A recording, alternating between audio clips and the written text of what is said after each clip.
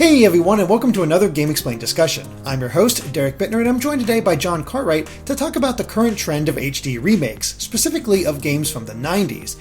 Is this a good thing for the industry, or an example of a lack of new ideas? Well, let's just get right to it. Alright, John, so I don't know, I was thinking about this lately, especially with Resident Evil 2 coming out very recently, and while I haven't had a chance to play it myself, you obviously really enjoyed the game, and actually, I think you said it's your favorite since Resident Evil 4, which is... It absolutely is. Really cool to see. And I know also recently, we had the Crash Bandicoot trilogy come out, which was really good, the Spyro trilogy came out, which was really good, and all of a sudden it seems like we're in this renaissance of HD remakes where they almost absolutely improve upon the original or provide a very different experience that makes them still worth playing. And it brings us into that discussion of what is a remaster, because there's ports, there's remasters, there's remakes, there's reimaginings, and the thing with Resident Evil 2 is I think that game that is a reimagining of Resident Evil 2. It's not just the same game with better visuals. Whereas Crash and Spyro are still very similar to their original versions, they just look a lot prettier. And what's interesting with that though is they can basically take these PlayStation games that are 2 decades old now, and people still love them. Both Crash and Spyro sold insanely well. It's just interesting to see, because Resident Evil has to be touched up quite a lot to make it relevant again, just because the franchise has moved further onward since then. Whereas Crash and Spyro, in the year 2019, they aren't that different to what they were like in 1998 or 1995 or whatever it was when they released. And it's just a very interesting look at how those franchises have evolved. Yeah, it really is, because, Resident Evil was able to stay relevant for a while. It's still a huge franchise, and Crash and Spyro tried to stay relevant and tried to change up their gameplay, and they had mild examples of success. I think people enjoyed some of the games, but they never quite stayed to the core that had fans like me sticking with the series. I just sort of left it behind because it just wasn't for me anymore. It wasn't like those originals. So now there's this hope that they will make new games like those originals and maybe bring back this idea of having Crash and Spyro as major gaming figures once again, especially since they have such a solid framework to work off of now. And that's really cool to see. But you're right, Resident Evil 2 was changed significantly because I think times have just moved on beyond the tank controls, and while it still has a place, Resident Evil has evolved so much that it almost was a better idea to bring it up to where it is and try to maintain as close to what Resident Evil was for 2 than try to just do the RE1 remake treatment to the original. Interesting what you said about the framework there though, because after the Crash N-Sane trilogy released, I kind of expected there to be a Crash Bandicoot 4, a proper follow-up, because obviously we've had more games in the series, but none of them have had quite the same pedigree as the original trilogy.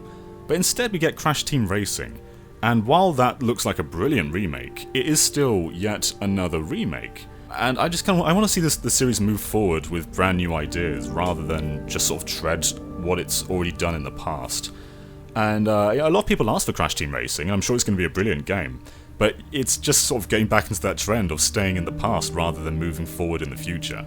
Yeah, it's a tricky subject matter because Crash Team Racing is beloved. It's a really, really good kart racer, and to see it pop up and be competitive with the likes of Mario Kart is exciting to see. And, it's certainly looking more fun than Team Sonic Racing, which is a little sad to say, but, there is that core fun that Crash Team Racing is able to achieve, and I agree, it would be cool to see the next Crash Bandicoot, but, I have that hope that maybe they're using this to just buy more time as they work on a brand new game and go beyond from that framework and see what they work with. It's hard to say. It's hard for me to be upset about these HD remakes as well because, when the proper effort is put into them, they do seem to do really well, as we saw with Crash, as we saw with Resident Evil. And look at Onimusha that came out. It also got a sort of up-res. It was not a full-on remake. This is definitely a remaster territory, and was put out there, but you haven't really heard much about it. I don't know exactly how well it sold or anything like that, and they had a few updates like the controls and things like that, but mostly it's just, here's the same game just on modern systems, and it came and went. Yeah, with Onimusha though, I suppose that's also a way of getting the franchise back into the public view. Because it's always had a cult following, but no one's really ever been that, it's never had quite the same following as other Capcom franchises, and maybe this is a way of them gauging like more HD remasters and eventually a sequel. And with a lot of these 90s remakes, it's a good way for the entire franchise to get back to form. Like, Resident Evil has gone to some weird places in the past. 4 kind of got the series onto this action-y kind of route. Then 5 went overboard, and 6 just went, like, all the way down. And they brought it back with 7, but Resident Evil 2 took everything back to how it was back in the 90s. And I think from here on, Resident Evil is probably going to follow on from this 2 template. So instead of carrying on from what they established with 6 and 5, they're probably looking back to the past now, because of how critically acclaimed Resident Evil 2 was. And you can see that with other franchises too, like Crash Bandicoot probably isn't going to play like Twinsanity or Wrath of Cortex. The next one's probably going to play like the original trilogy, because that's what sold so well recently. It's kind of a great way for a series to find its own footing again, by looking back to what it did so well before. And I'm interested in seeing Sonic do this as well. I love most 3D Sonic games. I think they all have their flaws, but they're also all very fun. But my favourite style, honestly, was the adventure style for 3D Sonic. And the boost formula is great and all, but I would like to see Sega sort of go back to that, you know, that sort of slower and more platforming focused style. And they have brought up the possibility of doing an adventure remake. And not only am I kind of excited for them to do that, but I'm excited to see what they follow that up with, like a proper sequel or something along those lines. Mm-hmm. Yeah, it's something that would excite a lot of Sonic fans, because that was a seminal game for a lot of Sonic fans. It really did bring modern Sonic to the forefront and had this idea of what Sonic was like in 3D, and people still really enjoy those games, despite their obvious flaws. There's a lot of problems with both Sonic Adventure games. However, if the amount of care and love go into them as, you know, Crash, Spyro, Resident Evil 2, what have you, for that, I think there's a lot of potential there where they can look at their mistakes, tighten up the controls, make the storyline maybe a little better, of course, improve the script and voice acting, you know, just touch things up so it's still that same cheesy fun, but just more modernized and a little bit more, I don't know, up to date, because it does need a pretty significant overhaul, and I'm not sure if Sonic Team's up to the task, but I do think that if the proper care is given, a Sonic Adventure remake could potentially be just a fantastic game, if only for the fact that people would finally get their Chow Gardens back. Oh yeah.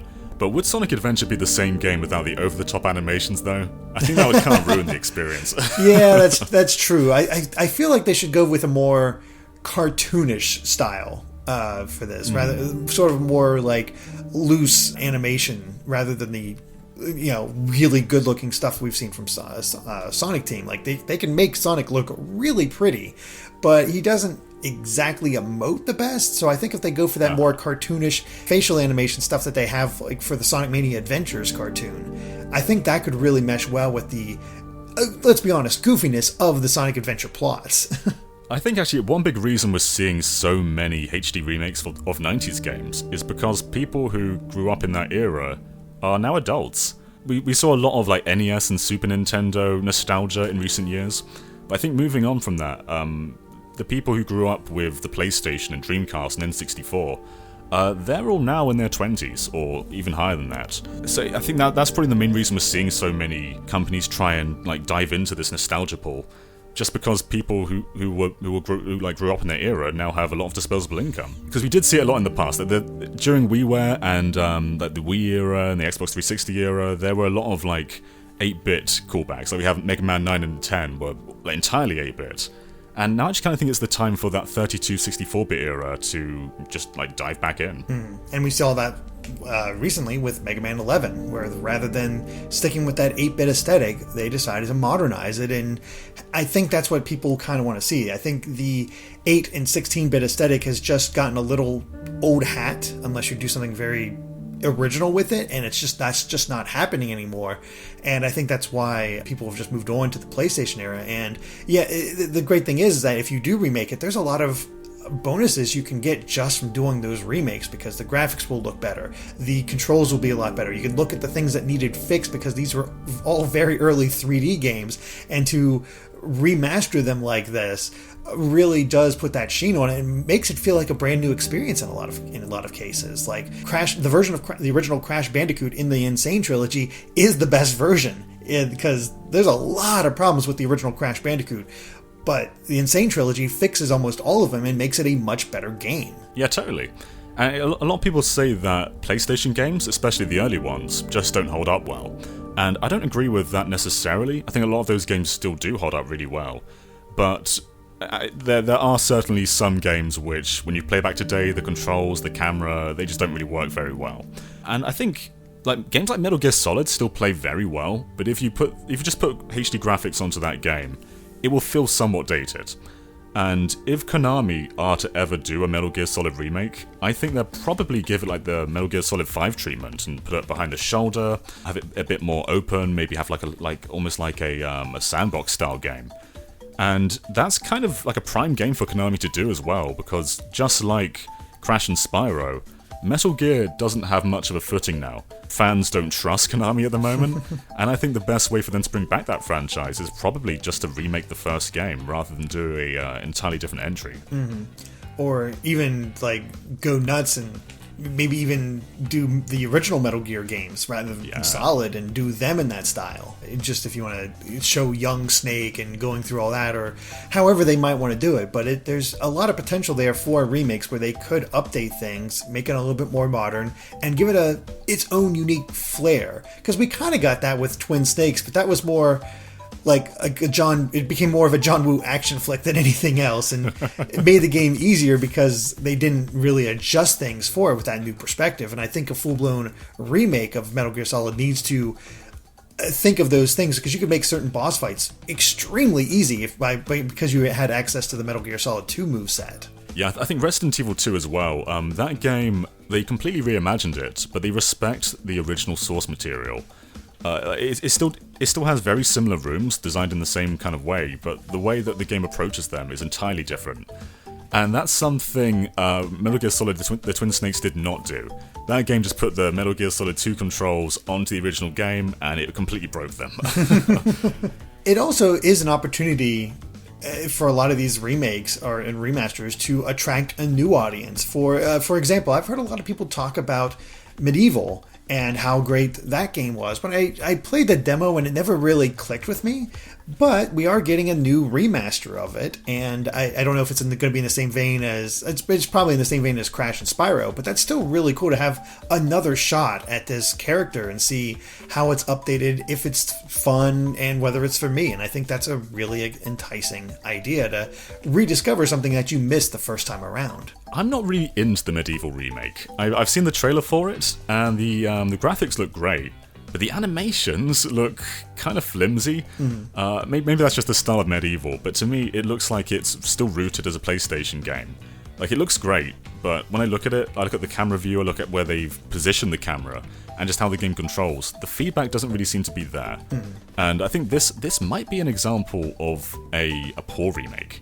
We've got to wait to see how it is, obviously, but just looking at it, I'm not really feeling this one.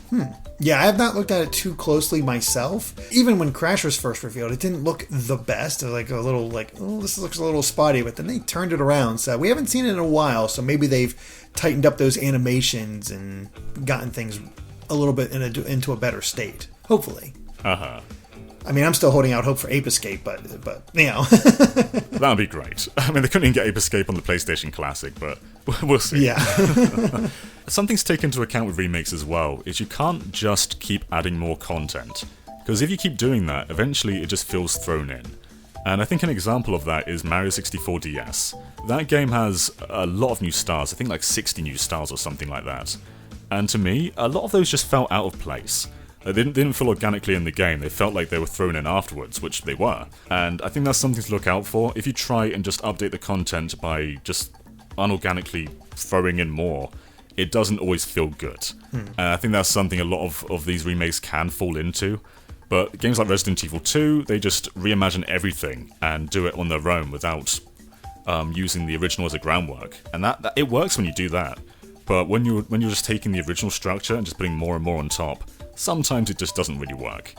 Yeah, it bends, breaks a little bit, and we've seen that, as you said, with Mario. But for example, we had Ocarina of Time and Majora's Mask 3D, which are remakes in my opinion. The graphics are significantly better than the Nintendo 64 versions, and they fix a lot of issues. The water they had the water temple in mind when they were doing all of the stuff for inventory and whatnot. And then with Majora's Mask, they made keeping track of everything a lot easier and a lot more accessible for people who, like me, who were just overwhelmed by the N64 original. And they still maintained what made those games great and memorable. And that's the tricky part about this, is that you do want that original content, but man, these are some really great games, and if they were just tweaked a little bit, they can be made even that much better. And that's the thing, people enjoy these games so much that they want to see another remake of these old games on the Switch now. Yeah, you fall into that trap of just wanting more and more remakes. With Ocarina of Time and Majora's Mask 3D, I think those games look beautiful for 3DS games, but I've always been disappointed by the soundtrack. I think they did update them, but they're still MIDI quality, so they just don't sound very good. And it's just one portion of those games that I think feels jarring, because you've got these beautiful looking visuals, but you're matching it with audio quality from their era, and it's like you're trying to update them, but you're also holding back for some reason. And I think those remakes could have been a lot better if they just gave audio a bigger overhaul than they did. I think you're right in that regard. There's still things that can be improved, but I think as a basis for that system, it did a relatively good job.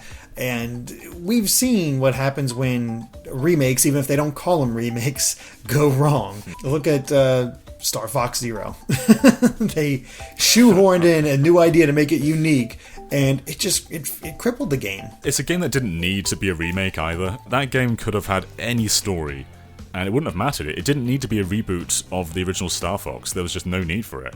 It didn't do anything for it. The gameplay was different, the scenarios were mostly different. I just don't understand why they decided to label it as a reboot. It just feels odd for this game.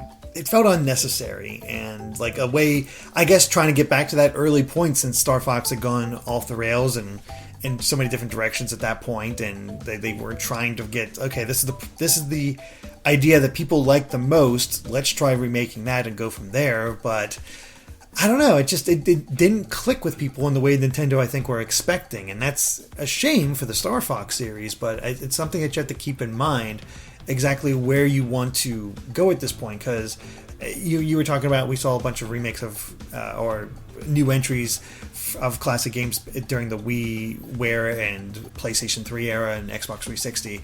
Like, we had attempts at new entries in the form of Adventure Island, Sparkster, even Bonk tried to come back, and all of them failed completely. Some got canceled, and others just didn't make that jump as well. It just wasn't quite there, and I think there needs to be something to improve, new ideas to be had, and in all those cases, I think there just wasn't enough there for them, and I think that's why the idea of them as updates or remakes or what have you just didn't work. Do you know what remake I'm scared of? I'm scared of the Final Fantasy VII remake. Yes. Everything I've heard about that game has me sweating. Like, it's Square's approach to this basically says to me that it's very hard to make a game of that scale in 2019. They've said they're gonna release it as episodes. They said they're gonna overhaul the combat system. It's like you take this really high-scale game from 1997, and it's like you just can't redo that in 2019 without it taking years and years to make. During that time, a new Final Fantasy game was basically releasing every year, and it just felt like they could just do this. They could make games of this scale so quickly. But now it's been so long since the announcement of this game, and we haven't heard from it in a long time either. And it's like they're not just remaking it; they're kind of reimagining Final Fantasy VII. And there's parts of that game that I just don't think will work with this visual style. Like, there's a scene with Black Materia, which is just so hard to watch in the original style. I can't even imagine them making that seem realistic. I don't think they can even do that in this day and age. There's plenty of scenes I don't think they can do in this day and age. It's a game of its era, and I think it's best off being in a game of its era. Yeah, I mean, there's possibilities with it. I think there's ways that they definitely have to tweak things to make it a little bit more accessible as far as those some of that story content or what have you. But I mean, the thing is, we've seen Square do updated graphical remakes of their classic games before. We've seen that with Final Fantasy 3 and Final Fantasy 4, and I love both those games. I think those are fantastic updates. I was looking forward to 5 and 6, and they never came, which was always a shame to me. But with 7, I know I feel like they need to have this big involved world, but for me personally, I think just updated visuals, keeping the same combat system, maybe adding some new materials or possibilities or even weapons or super bosses or what have you, just a little bit more content in there, and I think you could keep it overall the same and people would still flock to this game, especially if they had a better translation. That is one of the things I just want, but more than anything, is a better translation. And the other fear is, thanks to all the other Final Fantasy VII projects, they've butchered Cloud's character. And that's one of the big fears I have, is that Cloud is no longer a goofball like he is. He's this really silly guy that can get serious at times and has rough things happen to him, but he can be very silly. Yeah, for sure. I feel like the writers of Advent Children only played the first half of Final Fantasy VII, because his character changes so much towards the end of the game, and no remake, no sequel or spin-off captures that in any capacity. Mm-hmm. It's just like, this is a different character now. Oh, yeah. And Square, they do a lot of remakes, and there's a recent one, being Secret of Mana. That game just kind of came and went. And that's kind of a different one, because that they're remaking a game from the Super Nintendo era. And what they were doing with that was they were taking this very pleasing pixel art visual style and upgrading it to, well, I say upgrading, they're kind of, I guess if anything, it's kind of a downgrade. They remade it with like a sort of low budget 3D graphics, and it looks alright, but it doesn't look as good as the original.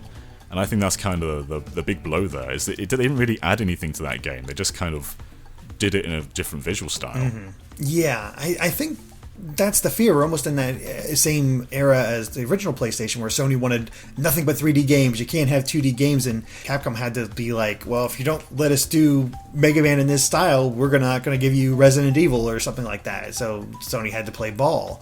And I think they're afraid of going to that like high-end pixel quality graphics. And that's a shame, because I think if they did go that route, if they remade Secret of Mana in that same visual style with just high def pixel graphics, I think that could look like a absolutely gorgeous game and still maintain that same visual identity. It's funny how Final Fantasy VII Remake came into being, because Square actually did a tech demo for Final Fantasy VIII before that on the PlayStation 2, mm-hmm. and no one was like, oh yeah, remake Final Fantasy VIII for the PlayStation 2, because we kind of just had that game. But when the PlayStation 3 came around, they did a tech demo for Final Fantasy VII, and all of a sudden everyone was like, oh god, they're going to remake 7, and everyone was so hyped for it. But then like a decade passed and nothing happened. And then all of a sudden at 1E3 they announced a Final Fantasy VII remake. And it's like we kind of wish this game into existence. It doesn't feel like Square would have made this game if we weren't just so pushy about it like releasing. And yeah, it's finally coming, but whether it will even live up to our crazy expectations is just something else entirely. Yeah, that's the tricky part, because I think Final Fantasy might be one of those series that has lost its identity. It doesn't know really what it wants to be, as we saw with 15, where they've just completely stepped away from the turn-based battle system. And, that's fine, but it's not why people fell in love with this series. And I think they need to take a look at what they want from Final Fantasy with the eventual 16, and maybe the 7 remake will be the thing that resets them, maybe 16 will be the thing that resets them, but they need to find some sort of idea that they can latch onto that doesn't break the bank as they did with 15, and just find some sort of consistency and make it work. Because look at Dragon Quest. Dragon Quest 11 is, has its share of issues, namely the MIDI music because of that traditionalist values, but it's essentially an HD version of a Dragon Quest game. It looks gorgeous, it plays well, and it's so faithful to what that series is, and they haven't lost that identity in the same way that Final Fantasy has. It's a shame that it hasn't gotten the same level of success in the States, but it's still extremely popular in Japan, which helps it keep going. So it's real interesting to see Square Enix have these two franchises and just how different they get treated. It's a very interesting point there about Final Fantasy 16 learning from 7. Will Pokemon Gen 8 learn anything from Kanto, from Let's Go? Because they remade the original Red and Blue for the Switch last year, but outside of, Pokemon following you and real-time encounters, can they learn anything from the originals, or was that just kind of like a one-and-done remake? See, that one feels like a one-and-done remake where it's like, okay, we have a structure for another set of remakes. Because we've seen Pokemon do tons of remakes over the years where they update the systems, introduce new ideas. Here's a rebranding or a repackaging of that game that you really enjoyed the first time. So I'm not sure if 8 can really learn anything other than the lack of random encounters. And there's maybe other potentials there, like Pokemon following you and whatnot. There's some surface level stuff that they can do that I think will make it a better game, but I think Pokemon needs to just keep moving forward with what their ideas are and hope increasing that graphical fidelity. Again, the hope is that it'll look something like Town, and to see Pokemon in that flavor, I think that has potential, because I think the way you make it just improve Pokemon is just by making you just get lost in that world. Yeah, I totally agree. With Nintendo, they don't typically tend to rely too much on remakes. Instead, they kind of reimagine their franchises. Obviously, there are remakes. We've listed a few of them, being Ocarina of Time and, Let's Go. But with games like Punch-Out, that is a semi-sequel, semi-remake. New Super Mario Bros. Of course has that is very much a sequel, but it's going back to the original Super Mario Bros. In its aesthetic and styles. And just generally, like with Donkey Kong Country, they brought that game back, but they're relying on the nostalgia of previous titles to do so. It's different to other companies, I think. Like with Activision, they're not doing Crash 4 in the style of the old Crash. They're giving you the old Crash, but in a new style. And that's just something I don't think Nintendo typically tend to do. They usually update their classics a bit more, or on the other end, they don't update them at all and just sell them back to you. Yeah. So, what's your preferred take? Like, do you prefer it when remakes just kind of give you the original essence of that game, but with a new coat of paint?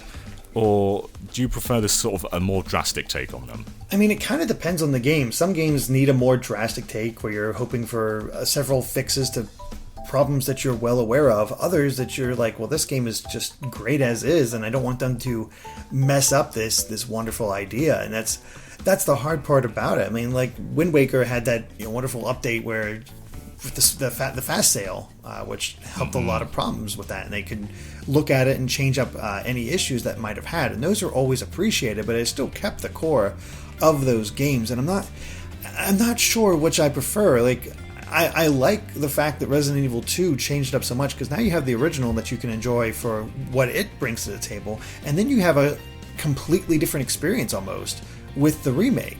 On the other hand, though, with Crash, with the Crash N-Sane trilogy, I don't know if I'd ever go back to the originals at this point, because I'm not sure if they offer anything that different. Like, there's a few minor differences here and there, especially with 2 and 3, but overall, I think it's almost replaced that. And not necessarily for everybody, just for me in particular, but I don't know exactly what I want. Whether it's a remake of the original just to see if they can handle it and then go on from there, or to just go for it. And I think for the most part it depends on the franchise. If that franchise has been lost for a while, like Crash, like Spyro, I think remakes are the best way to get that footing. But in the case of Nintendo, where they just haven't released a new entry in that series for a long time, I think they can get away with just releasing a new entry and people will be completely fine. Like, I don't think we need a remake of F-Zero on SNES to bring back the F-Zero franchise. We just need a new entry. Same like with Punch-Out. It hewed close to what it was, but Punch-Out never really changed that much. Like from what I understand, Super Punch-Out isn't all that different from the original Punch-Out on Nintendo NES. It's one of those things, like, I think remakes are best for series that have gone off course and as a reset, so you can then build off of that new structure and like, okay, people like this, let's go from here, and like, we know what people like now, and there we are. And sometimes they just don't quite understand that. Like with the GoldenEye remake, the original GoldenEye I think still holds up really well. There are parts of that game design that are dated, of course, But when you look at the remake of GoldenEye for Wii, that game did not respect the legacy of GoldenEye. That game was Call of Duty with a more stealthy take to it, kind of. I don't think anyone really remembers that game anymore, whereas we're still talking about GoldenEye today. And the thing is, the James Bond games have not really come close to GoldenEye since then. There have been a few good ones, but none of them have that legacy. And when they came to remake GoldenEye, they butchered it. It's not a bad game, it was a bad remake. I don't think it did anything for the franchise, it didn't do anything for GoldenEye, and it just came and went. Like, sometimes you need to maybe be more loyal to the original with your remakes. Yeah, I think that's the case. Like, for example, let's take Banjo-Kazooie. I don't think it's gone... maybe it went a little off the rails, but I don't think you need to remake the originals in order to make a new one. I think you could easily jump to Banjo 3, and people would not mind. They would not be like, oh no, we want a remake of the originals first, we can trust you. That's not necessary, just because there hasn't been that many Banjo games. So, I think that's the difference there between when we get a new entry in the series or when it should be a remake. Right. Like, I love Super Monkey Ball, and that game's gone off the rails, but I don't need a remake of the first game to bring it back. Like, they can quite easily just do a good new entry. Yeah, it's an interesting sort of dilemma, because there is a lot of remakes, but they've been pretty consistent lately, which is nice to see. And I don't know. We'll see how it all moves forward. And like, let's take God of War. God of War went into a completely different style last year, and people still really enjoyed this series. So I think risks are okay. It's sort of take a look at what you want, you go for it, and sometimes it works out. So I think you just gotta have trust in that product, or you got to build the trust back up. That being said, I don't think every classic needs a remake, though. I'm often asked, like, would I like a Resident Evil 4 remake? And the answer is just no, really. Like, the franchise is good at the moment. They just got back on track with 2. And yeah, they're probably going to do 3, because it kind of makes sense to do 3, because it's part of the same story as 2. But with 4, I think that game still holds up really well. It's grounded in its limitations too. Like, if you change any part of 4's design, I think you kind of tear the game apart. Like, if you can walk while moving, all of a sudden the enemy design doesn't make sense because they're meant to hobble towards you, and that you stopping in place is just sort of limiting you to either move or shoot, and you make that decision consciously. And if you can do both at the same time, that just doesn't work anymore. So if they are to make 4, I hope they go the 2 route and just completely reimagine it. Don't do like a scene for scene remake. It could work, but it's not something I want. I'm still content with 4, and I think I'm still content with a lot of PlayStation 2 era games. When you look back at the PlayStation, those visuals they are very much of their time. Whereas the GameCube style, I think, still looks quite good today. Like, you can just render the Wind Waker at a higher resolution, and that game looks good. If you render Metal Gear Solid at a higher resolution, that game still looks pixely. Yeah, exactly. We saw that with Metal Gear Solid 4, so there you go. Yeah, and I think that's why the PlayStation N64 era is so ripe for remakes, because there's just, there's so many great games that we can see just with much better graphical fidelity, fix a lot of the control issues, camera issues, what have you, and end up with a better game. So I think it's that sweet spot of remakes, because not everybody wants a remake of the classics. They love those originals from the NES or SNES era, or PlayStation 2 and beyond, where we did get things figured out. But that PlayStation 1, Saturn, and N64 era, there's a lot of potential there for making things better. Well, if Konami said to you, like, Derek, we're remaking Castlevania 64, like, would you be excited for that? I'd be curious, because 64 isn't as bad as everybody makes it out to be. It's definitely a product of its time, but there is a lot of moments where I did feel like, oh wow, this does feel like Castlevania in 3D. It's just a lot of control issues, a lot of camera issues. It would definitely need to be reworked. And I'm very curious, whenever I eventually get to the PlayStation 2 Castlevania games, whether they still feel like Castlevania or something else entirely. That's interesting. I suppose one last thing we haven't covered is sequel remakes. Like A Link Between Worlds. That game both remade A Link to the Past and did its own thing with it. And a lot of people want a Link's Awakening style of that. Is that what you'd want? Like, do you want the next 2D Zelda to be a sequel to Link's Awakening within the same world? Or do you want an entirely new 2D Zelda? And you know what? I think I'd want an entirely new 2D Zelda. Like, Link's Awakening could definitely benefit from a few things, especially the fact that you had to constantly get into the menu and change out the weapons that you currently had equipped in order to bypass certain things. You know, that was a limitation of the Game Boy. So there's definitely things that could be improved about it. That way you can always have your sword out and then just easily switch between the separate items so you can do other things. Like Link's Awakening could definitely benefit from that, or even just having a sort of sequel to it. You know, Link's Awakening 2, Rescuing Marin, or something like that, what have you. But I would like to see a much sharper looking 2D game on the Switch, and seeing what they could do with the graphical power just in 2D and what kind of visual style they go with. So I think I'd personally be more interested in what they would do next rather than a sequel game, as much as I love Link Between Worlds. Yeah, I'd be game for a sequel, but at the same time, I would much rather they just take the franchise forward. Zelda's a franchise that doesn't need to look back at the past, because they're already looking into the future with Breath of the Wild. And I think that's just kind of healthy for that franchise to keep innovating and going forward with what they're doing. That said, I did like Link Between Worlds was a brilliant game, but I don't think that's because it was a remake or sequel to A Link to the Past. It was great on its own merits.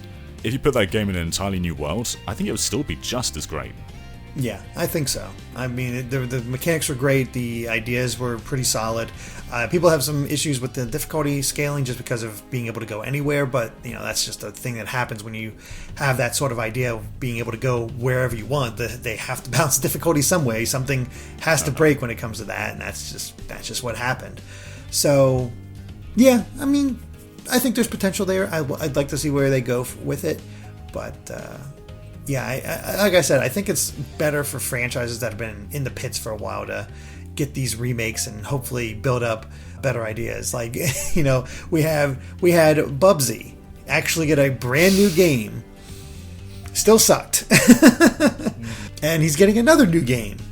Probably going to suck, even though it's being made by the Runner 3 team. Like, there's only so much you can do, and it's crazy to think that certain franchises are still going on and others just like that had good ideas just languishing there. Like, Bubsy has how many games now, and man, can you imagine a modern comics zone? Oh, that'd be amazing. Yeah.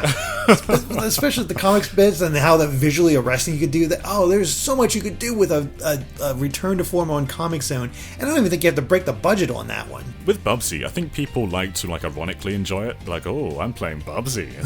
And then they buy it because it's got a legacy for being so bad. And somehow it keeps getting more sequels because people just keep ironically pretending to enjoy it. And yeah, it's got that legacy of its own where it's known for being bad, and people kind of buy it for that reason. Yeah, exactly. I mean, it'll be interesting to see how it all goes in the future, because I think we also have those Panzer Dragoon 1 and 2 remakes coming, and that's a series that's been lost for a long time, ever since the Xbox. So right, we'll see if that's enough to revitalize it or what have you. Kind of worried about those though, because the developers don't have the best track record. They're on the eShop at the moment, the developers, and they've got some average looking games, but some of them just look a little bit these aren't the guys I would really trust with Panzer Dragoon. But I guess if they have Sega's direction, they might do a good job with it. Yeah, and I think it all comes down to what kind of direction they get, what they work with, and what ideas they have. So hopefully it all works out. But it's looking at past work is always a little unnerving. It's also a good way to buffer between the next release. Metroid was out of it for a while. Between Other M and Samus Returns, there was I guess there was Federation Force, and I guess that's it. Yeah. But Samus Returns was just kind of this grand return, and the title even feels like that. And Metroid's done remakes before, but Samus Returns just felt right. And it came at the right moment too. It came just before it came just after Prime 4's announcement. And obviously it released a lot before Prime 4, but this game was just a great way to keep Metroid's momentum going. And going back to the past was probably a good idea for Metroid, just because it had been so long.